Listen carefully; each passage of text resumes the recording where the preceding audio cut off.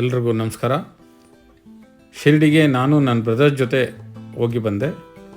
ಟ್ರೈನಲ್ಲಿ ಬುಕ್ ಮಾಡಿದ್ವಿ, 3 tyre AC book ಮಾಡಿದ್ವಿ.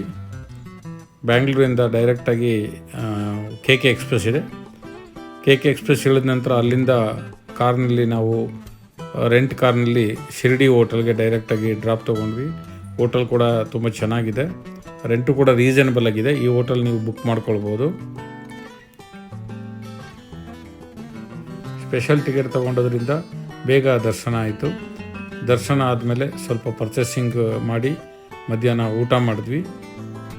ಸಂಜೆ 4 ಗಂಟೆ ಮೇಲೆ ಶನಿ ಸಿಂಗಾಪುರಕ್ಕೆ ಕಾರ್ ಬುಕ್ ಮಾಡಿಕೊಂಡು ಹೋಗಿ ಬಂದ್ವಿ. 1.5 ಗಂಟೆ ಪ್ರಯಾಣ ಆಗುತ್ತೆ. ಈ ಶನಿ ಸಿಂಗಾಪುರದ ಸ್ವಾಮಿ ದರ್ಶನ ಪಡೆಯೋದಕ್ಕೆ ಬಹಳ ಪುಣ್ಯನೇ ಇರಬೇಕು ಅಂತ ಅನಿಸುತ್ತೆ.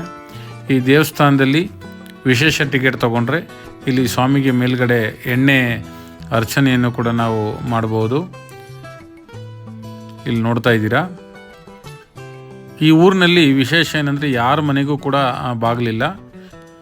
ಅಷ್ಟೇ ಏಕೆ ಪೊಲೀಸ್ ಸ್ಟೇಷನ್ನು, ಸರ್ಕಾರಿ ಕಚೇರಿಗಳಿಗೂ ಕೂಡ ಇಲ್ಲಿ ಬಾಗಿಲಿಲ್ಲ. ಇಲ್ಲಿ ಕಳ್ತನ ಮಾಡಿದವ್ರಿಗೆ ಮಾರಣಾಂತಿಕ ಕಾಯಿಲೆ, ಮಾನಸಿಕ ಅಶಾಂತಿ ಬರುತ್ತೆ ಅನ್ನತಕ್ಕಂಥ ಒಂದು ನಂಬಿಕೆ ಇದೆ. ಅದೇ ರೀತಿ ಇರೋದ್ರಿಂದಲೇ ಇಲ್ಲಿ ಯಾವುದೇ ಕಳ್ತನ ಕೂಡ ಆಗಿಲ್ಲ ಅಂತೆ. ಸೊ ಆ ಥರ ಪ್ರಕರಣಗಳು ಕೂಡ ಪೊಲೀಸ್ ಸ್ಟೇಷನ್ನಲ್ಲಿ ಇಲ್ಲ ಅಂತ ಹೇಳ್ತಾರೆ. ಸೊ ಇದೆಲ್ಲ ನಾವು ನೋಡಿದ ನಂತರ ಸ್ವಾಮಿ ದರ್ಶನ ಪಡೆದು ಮತ್ತೆ ಶಿರ್ಡಿಗೆ ವಾಪಸ್ ಬಂದ್ವಿ.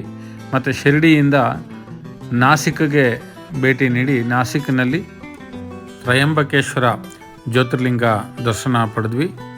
ಇದು 12 ಜ್ಯೋತಿರ್ಲಿಂಗಗಳಲ್ಲಿ ಒಂದಾಗಿದೆ, ಬಹಳ ಚೆನ್ನಾಗಿದೆ. ಪ್ರತಿ 12 ವರ್ಷಕ್ಕೊಂದ್ಸರಿ ಕುಂಭಮೇಳ ಇಲ್ಲಿ ನಡೆಯುತ್ತೆ.